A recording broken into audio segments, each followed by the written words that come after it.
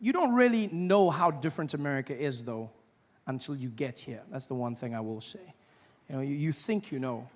But then when you land in America, in your airports, that's when you know this place is different. Because American airports, unlike airports everywhere in the world, which have a certain level of joy and just all around happiness, American airports, they're like concentration camps. It's just, it's just people walking barefoot in single file.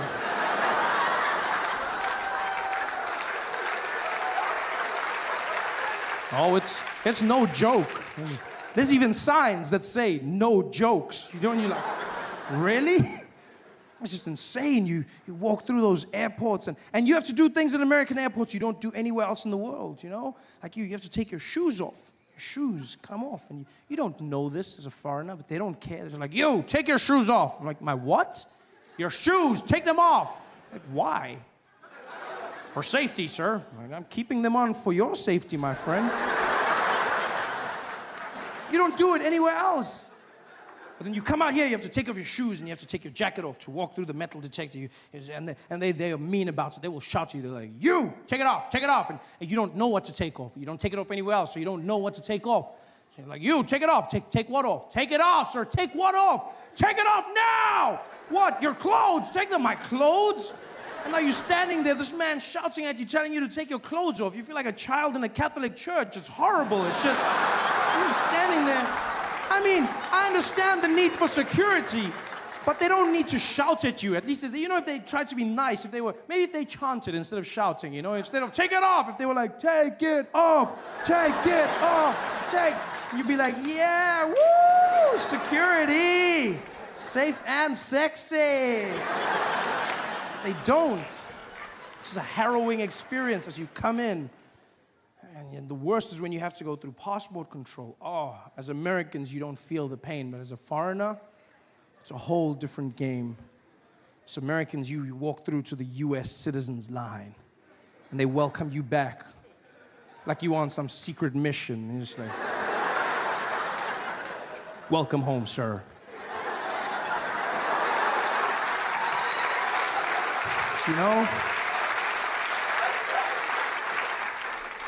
When you're a foreigner, you have to wait in a super long line, and then they tease you. The line goes right to the front, and then it comes back, and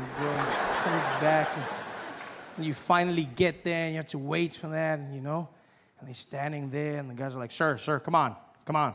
Sir, step forward. Step forward, sir. Step forward. Forward. Forward. Back. Behind the line, sir. Back. Get back, sir. Get back. It's a stress. You're standing there, and now you have to answer questions. Horrible. Like you don't understand. It's the stress, You're standing there, and you don't want to get any of the questions wrong, because just like school, they'll send you back. So you stand there, and you have to answer them into a microphone that's placed strategically low, almost so that you have to bow to the American as you answer every question of his. I ask you these questions you feel like you know the answers to, but when you're there, I just handed the man my passport, to which he replied, is this you? Never before have I felt so much pressure to look like myself. I was like, I was younger then. It's horrible. And then he starts rattling them off. It's your first time in the United States of America, sir? Yes. Your first time, sir, is that correct? Yes. Sir, what is the duration of your visit out here? I'm going to be here for 6 months. 6 months, sir? Is that correct?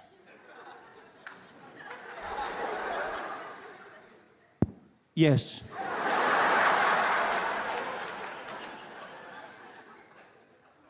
Sir, what is the purpose of your visit in the United States of America? I'm here for holiday. Holiday, sir? Yes. Which one? My one. Could you elaborate, sir? Holiday. Yeah, what do you mean holiday, sir? You know, like holiday, like, woo, woo, woo. Yeah, holiday. Yeah.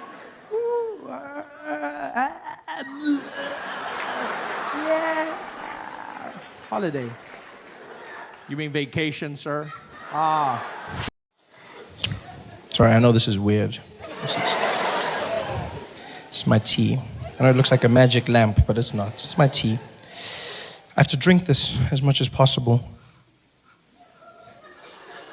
It's true. This is sort of like my medicine. I have to drink it. Why? Because I lost my voice. But it wasn't like weekend lose your voice. It wasn't like, oh, what a great party. I lost the voice. No. Voice totally gone. What happened was, I was doing shows in New York, right?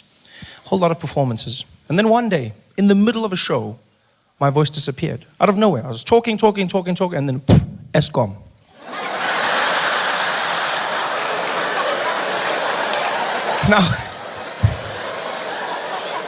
Now, at first I thought, okay, it's just a small thing. It's a small thing. It'll go away. But it didn't. It got worse every day. Every day, my voice got worse and worse. Finally, I ended in New York. I was coming back to South Africa through London. So while I was in London, I met a doctor there. Horrible doctor. Because his advice was, maybe you should just keep quiet, Trevor. Yeah? Maybe you should keep quiet. Keep quiet for a few days. And thereafter, what we should do is speak in a confidential voice. Yes? Speak in a confidential voice. That's what he told me to do, speak in a confidential voice. A confidential voice is basically you speaking very softly, very hum. So basically everywhere you go, you talk like this. You know what I mean? This is what you've got to do. Basically like white people in the office, you just got to find the guys. You're not gonna, what's that? No, nothing, we get, yeah, see you guys at the bra. Don't want those guys. That's a confidential voice. Now, the problem with the confidential voice is that you have to lean in when you speak to people, right? And then two things happen. One, I don't know why, but if you speak softly or if you whisper, people will whisper back to you.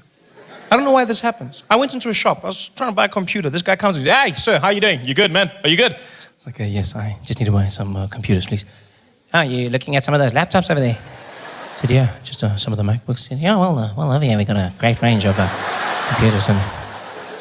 What are you doing? Why are you whispering? I'm not whispering. I don't know what you mean. You whispering? Why? It's like I'm injured and now you're limping. What the hell is going on here? The second weird thing that happened was because I was speaking like this, some people thought I was trying to have sex with them. Yeah, it was weird for me at first, and then I realized this actually was happening. The worst incident was when I was visiting friends of mine in Ennerdale, right? And I went to the Chicken Licken with my boys. We're hanging out. It's a normal day. We're just getting food, you know. We walk up to the counter. The woman's there. She's like, welcome to Chicken Licken, sir. Can I take your order, please? I said, hi. I would like 4 pieces of chicken, please. She's like,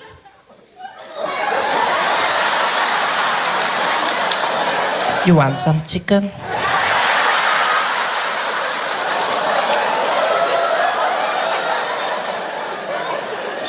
I'm gonna give you the breasts and the thighs. Now she's chasing me down the street. Do you know how scared I was? Running away, holding my chicken, screaming for help in a confidential voice. Help me, help me, help me.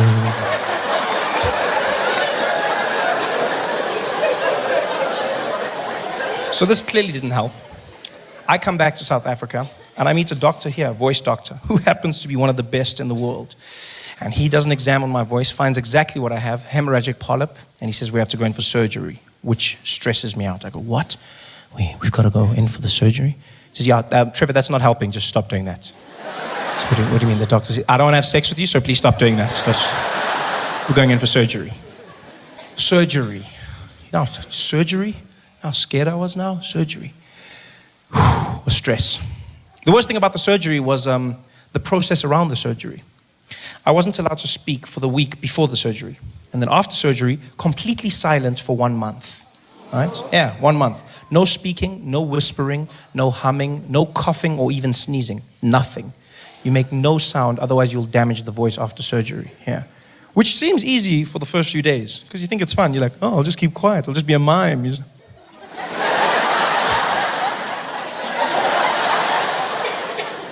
Then it gets boring, and then it gets difficult. Because then you start meeting people that know you and they want to have conversations. Fans in the streets, friendly people, you know. White people were the best to meet, I won't lie. Because white people are just like, they're impatient. I like that, you know. Yeah, white people have no time for anything. I've seen this. White people don't like to wait. They're always in a hurry, always something to do. They just come up to me, they're like, hey, Trevor, right? The comedian. Oh, what, you're not talking? Oh, no voice. All right, cheers, bye. Gone. Out of my life, no stress. I loved it. It's great for me. Not so great for white people, though. That's why they pay so much in traffic fines. Yes. No, it's true. If you guys were just more patient, you wouldn't pay half as much, eh? Yeah. Because black people hardly pay anything. Hardly anything at all. Black people get to the traffic thing. You just relax the situation. That's what you do. You just relax everything. You just get there. You know, guy will come to your window. Baba, outgokang seat belt. And you're like, seat belt. Yeah, no seat belt. Seat belt. Yeah. Let's license one. License. Hey, ndoda, let's license wena. Mfethu license. Seat belt, license. Mfethu license, seat belt. Hey wena, mfethu license. Hamba. Just relax it. I've seen white people at roadblocks. They have no patience. They get angrier at the metro cop. They get so angry, it's like he did something wrong. You see them. They get stopped there, so they say, you were speeding. Oh, bloody hell, man, you guys are everywhere. Nobody can drive anymore in this place, man. Yes, like you guys, every bush, I don't know if it's a bush or a metro cop. What the hell is going on here, man? Yes, like you guys, bloody hell. They should start calling you the flora and fauna police, man. What the hell? Guys in the bloody boat. What are you going to do? Are you going to give me a ticket or something? No, I was just saying, bloody hell. I mean, just give me the bloody ticket. Just give it to, okay, you want the ticket? I'll give you a ticket. No, give you the damn ticket. Yeah, just give me the bloody ticket. Yeah, I'll go to and your indicator's not working. 5,000. Just bring it down. Just relax. Just be a bit patient. White people have no patience. None. The complete opposite end of the spectrum, and the people I dreaded meeting when I had no voice, was Indians. No. Indians are the worst human beings you will ever meet if you're trying to have short conversations. Because I don't know what it is about Indians, but they're the most inquisitive people you will ever come across in your life. Question after question after question after. It's just like a thing in their culture. They've just got to ask questions. Questions. That's why there's no Indian GPS. You wouldn't get anywhere. You would not get anywhere. You'd be fighting with your car. Take me to Woolworths, please. Why you want to go to Woolworths here, boss? Just take me to Woolworths, damn it. Questions and questions. I met a group of Indian guys one day. It was a Saturday morning. These guys see me. They're very cool, you know. The guy's like, hey, Trevor Noah. Hey, what kind, brah? How you doing, man? Check this out, Fazil. Hey, Fazil, you know this, brah? Yeah, the comedian there. Hey, that's all. We got all your DVDs there, Trevor. Yeah, we bought them at Fordsburg, man. Hey, man. Hey, brah, you tops, man. You tops, brah. Hey, you killing the charos there, man. Killing us there, brah. When you doing another show, man? What, you're not talking now? You lost your voice. What happened?